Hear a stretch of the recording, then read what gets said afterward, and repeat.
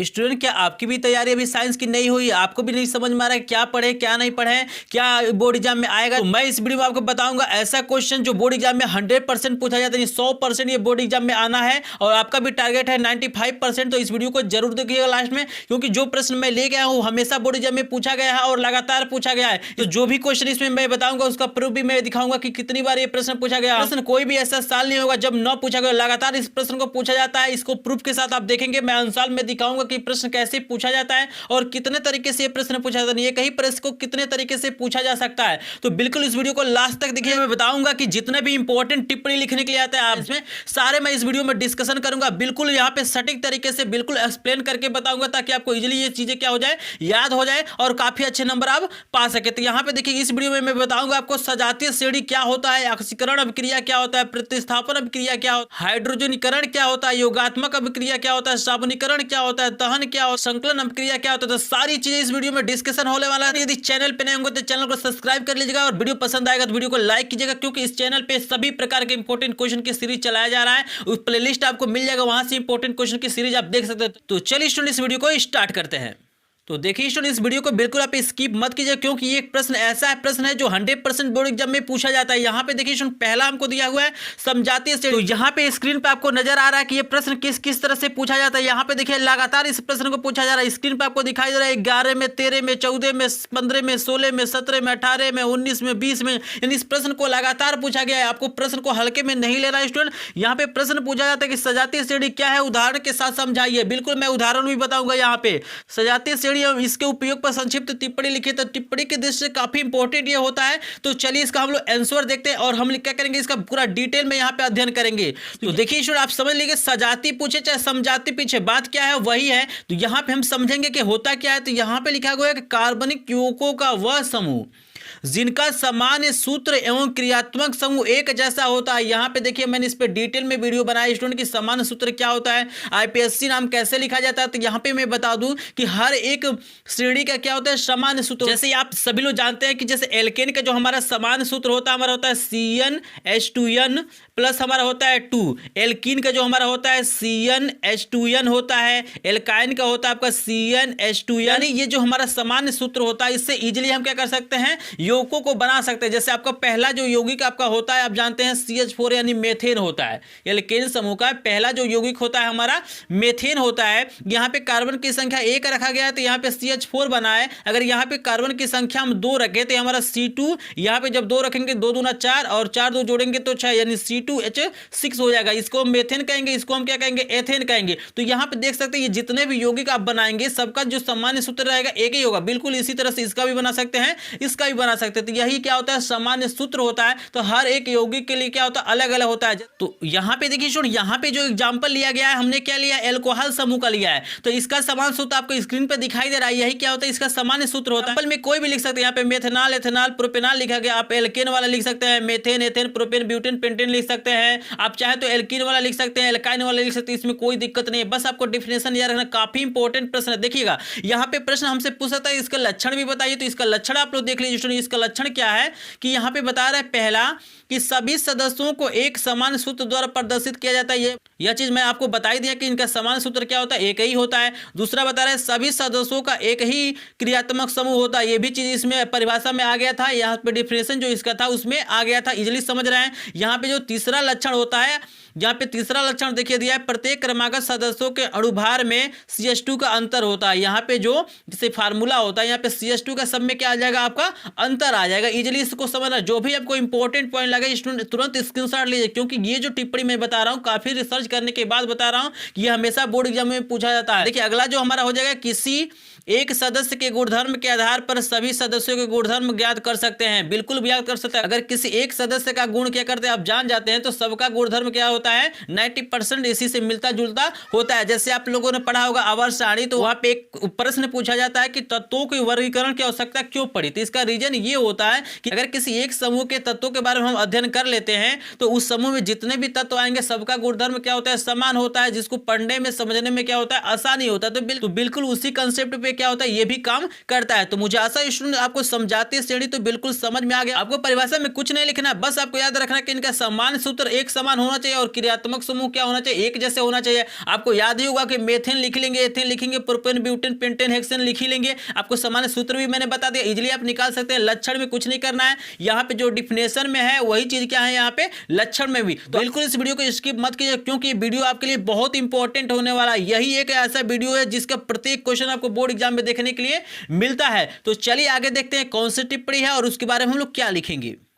तो देखिए हमारा जो दूसरा महत्वपूर्ण टिप्पणी पूछा जाता है वो पूछा जाता है कि ऑक्सीकरण से आप क्या समझते हैं, और लगातार इस प्रश्न को भी पूछा गया है। तो इजीली आप लोग समझ सकते हैं, यहाँ पे दिया है कि जब किसी अभिक्रिया में किसी तत्व, याद रखना है इसका परिभाषा कि जब किसी अभिक्रिया में किसी तत्व या यौगिक के साथ ऑक्सीजन का सहयोग या हाइड्रोजन का त्याग होता है, यहाँ पे संयोग भी लिखा जा सकता है, यहाँ पे कोई दिक्कत नहीं है। यहाँ पे सहयोग या सहयोग का बात क्या होता है, वही होता है, यानी जुड़ने से मतलब होता है हाइड्रोजन का त्याग होता है। तो ऐसी अभिक्रिया को ऑक्सीकरण अभिक्रिया कहते हैं। बिल्कुल आसान इसका परिभाषा, सिंपली याद रखना कि यहाँ पे ऑक्सीकरण का मतलब होता है ऑक्सीजन जुड़ेगा, नाम से ही पता चल जा रहा है कि ऑक्सीजन जुड़ेगा या हाइड्रोजन निकलेगा। तो ऐसी अभिक्रियाएं क्या कहती है, ऑक्सीकरण अभिक्रियाएं कहलाती है। तो देखिए परिभाषा के साथ साथ हमें क्या करना पड़ता है, इसके लिए समीकरण भी लिखना पड़ता है। तो यहाँ पे इजीली आपको समीकरण दिखाई दे रहा है कि सिंपल आपको याद करना है, बस एक दो समीकरण आपको लिखना है। अगर दो नहीं लिख पाते तो एक ही लिखना, क्योंकि टिप्पणी में बहुत ज्यादा लिखने की आवश्यकता नहीं, बहुत हल्के में क्या करना है आपको लिखना। यहाँ पे देखिए CO2 बना हुआ है, यानी कार्बन डाइऑक्साइड बना है। तो यहाँ पे देख सकते हैं कार्बन में ऑक्सीजन जुड़ रहा है, यहाँ पे क्या हो रहा है, त्याग नहीं हो रहा, ऑक्सीजन का क्या हो रहा है, यहाँ पे संयोग हो रहा है। तो ये सिंपली हमारा क्या है, कौन सी अभिक्रिया यहाँ पे हो रही है, तो ऑक्सीकरण अभिक्रिया हो रही है। यहाँ पे देखिए H + O2 SO2, बहुत यहाँ पे छोटा मैंने क्या किया समीकरण लिया है ताकि आपको इजीली याद हो जाए। तो बिल्कुल आपको ये परिभाषा अब याद हो गया, वो चीजें तो आपको बिल्कुल 100% क्लियर हो गया। स्टूडेंट की समझाते श्रेणी क्या होता है, बिल्कुल आपको याद करने की जरूरत ही नहीं है, बस वीडियो को देखिए इजीली आपको याद हो जाएगा। ऑक्सीकरण समझ में आ गया है, यहाँ पे आप समीकरण को देख सकते हैं कि भाई कार्बन डाइऑक्साइड बनता है, SO2 बनता है, बिल्कुल एक जैसे समीकरण है, आपको याद हो जाएगा। अगर बोर्ड एग्जाम में आ जाएगा तो बिल्कुल आप लिख के आएगा स्टूडेंट। यहाँ पे देखिए अगला जो हमारा टिप्पणी बेहद इंपॉर्टेंट हमारा पूछा जाता है, प्रतिस्थापन अभिक्रिया से क्या समझते हैं, टिप्पणी लिखिए। या पूछ सकता है सिंपली कि प्रतिस्थापन अभिक्रिया क्या होता है, समीकरण लिखिए। सिंपली आपको याद रखना है कि प्रतिस्थापन वह रासायनिक अभिक्रिया है जिसमें किसी यौगिक के अणु के किसी एक परमाणु अथवा समूह के स्थान पर कोई दूसरा परमाणु अथवा समूह आ जाता है। यहाँ पे सिंपली देख सकते हैं, यहाँ पे देखिए Fe है, Fe की क्रिया जब CuSO4 से, यानी Fe का मतलब क्या होता है, आयरन होता है, लोहा होता है। इसकी क्रिया जब हम कॉपर सल्फेट से कराते हैं तो इजीली यहाँ पे देख सकते हैं, यहाँ पे जो आपका क्या है आयरन है, लोहा है, ये क्या हो जा रहा है SO4 के साथ आ जा रहा है, यहाँ पे कॉपर क्या हो जा रहा है, बाहर हो जा रहा है। प्रतिस्थापन का मतलब होता है एक स्थान से हटकर दूसरे स्थान पे जाना।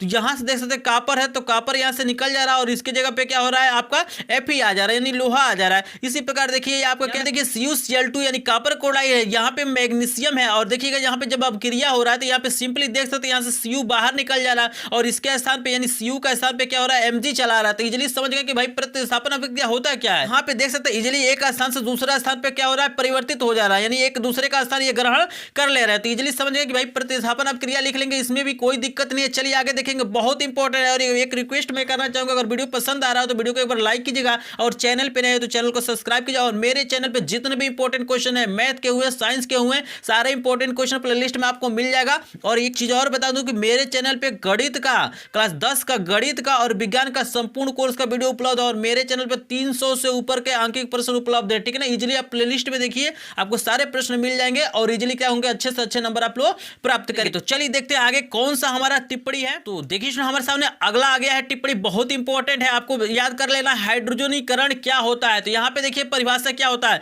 असंतृप्त हाइड्रोकार्बन श्रृंखला में हाइड्रोजन के योग को हाइड्रोजनीकरण कहते हैं। यहाँ पे देखिएगा असंतृप्त हाइड्रोकार्बन का मतलब होता है इसमें क्या हो, डबल बॉन्ड हो और ट्रिपल बॉन्ड हो, ठीक है, उसी को हम लोग कहते हैं असंतृप्त हाइड्रोकार्बन। यानी कहने का मतलब है कि अगर कोई क्या है असंतृप्त हाइड्रोकार्बन है और उसमें हाइड्रोजन जुड़ता है, इसी क्रिया को हम लोग क्या कहते हैं, हाइड्रोजनीकरण कहते हैं। यह क्रिया उत्प्रेरक की उपस्थिति में कराई जाती है। यहाँ पे क्या होता है, कोई ना कोई उत्प्रेरक होना चाहिए। एग्जाम्पल के रूप में देख सकते हैं, ये थाइन का सूत्र दिया हुआ है, थाइन को सिंपली आप लिख सकते हैं C2H2 भी लिखा जा सकता है। जैसे ये संरचना सूत्र के रूप में लिखा हुआ है, आप इसको सिंपली लिख सकते हैं C2H2, सिर्फ सिर्फ यहाँ पे बॉन्ड को दिखाने के लिए ऐसा लिखा गया कि आपको पता चल सके कि हमारा असंतृप्त हाइड्रोकार्बन होता क्या है, कि जिसमें डबल बॉन्ड हो या ट्रिपल बॉन्ड हो, ठीक है ना। असंतृप्त का मतलब होता है जिसमें क्या हो, सिंगल बॉन्ड होता है। इजीली आप लोग समझ गए। तो ये एथाइन का सूत्र C2H2 भी इसको लिखा जा सकता है। ये हाइड्रोजन आप लोग समझ रहे हैं। यहाँ पे निकिल उत्प्रेरक की उपस्थिति है। यहाँ पे एक चीज और बता दूं कि उत्प्रेरक क्या होते हैं, तो आपको इसका परिभाषा याद रखना कि ऐसे तत्व जो अभिक्रिया में यानी रासायनिक अभिक्रिया में भाग नहीं लेते हैं लेकिन अभिक्रिया के दर को बढ़ा देते हैं, उन्हें क्या कहा जाता है, उत्प्रेरक कहा जाता है। तो यहाँ पे बता रहे हम एथाइन में हाइड्रोजन गैस की क्रिया कराते हैं, यहाँ पे निकिल उत्प्रेरक की उपस्थिति में इसको 473 केल्विन पे गर्म करना, तो हमारा यहाँ पे बनता है एथीन।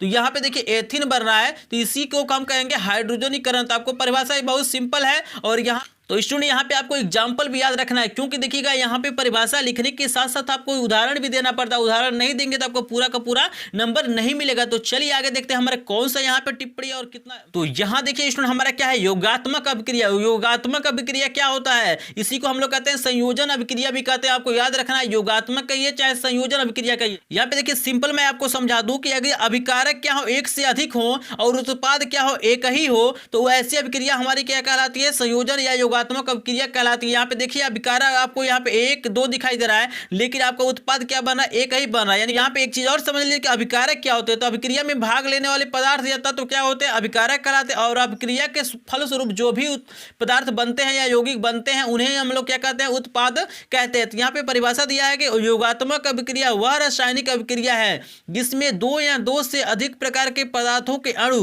परस्पर जुड़कर एक ही प्रकार के पदार्थ के अणु बनाते हैं। यहाँ पे देखिए आपका यहाँ पे 2 पदार्थ दिखाई दे रहा है या अणु दिखाई दे रहा है। यहाँ पे क्या हो रहा है, जो उत्पाद बन रहा है हमारा क्या हो रहा है, एकल बन रहा है। तो ऐसी जो अभिक्रिया होती है उन्हें संयोजन अभिक्रिया या योगात्मक अभिक्रिया कहते हैं। सिंपल हमारे नमक बना हुआ देख सकते हैं, यानी जब हम सोडियम की क्रिया क्लोरीन से कराते हैं तो हमारा NaCl यानी नमक बनता है। यहाँ पे देखिए मैग्नीशियम की क्रिया जब हम ऑक्सीजन से कराएंगे तो हमारा क्या होगा, यहाँ पे मैग्नीशियम ऑक्साइड बनता है। तो यही हमारा क्या होता है, योगात्मक अभिक्रिया होता है। तो इस वीडियो में मैं यहीं तक बताऊंगा। शेष जो हमारा टिप्पणी है नेक्स्ट वीडियो में मैं लेके आऊंगा। और एक बार वीडियो में कमेंट करके बताइएगा कि आपको वीडियो कैसा लगा है और आप किस किस टिप्पणी पे आप चाहते हैं कि मैं वीडियो बनाऊं, तो एक बार कमेंट करके जरूर बताइएगा। अगर वीडियो पसंद तो वीडियो को लाइक कीजिएगा, चैनल पे नए चैनल को सब्सक्राइब कीजिएगा और एक बार मेरा प्लेलिस्ट आप लोग चेक कीजिए। बहुत इंपॉर्टेंट क्वेश्चन की मटेरियल प्रोवाइड किएगा, तो एक बार प्लेलिस्ट को जरूर चेक कीजिएगा। तो चलिए मिलते हैं आपसे नेक्स्ट वीडियो में, तब तक के लिए आपका धन्यवाद।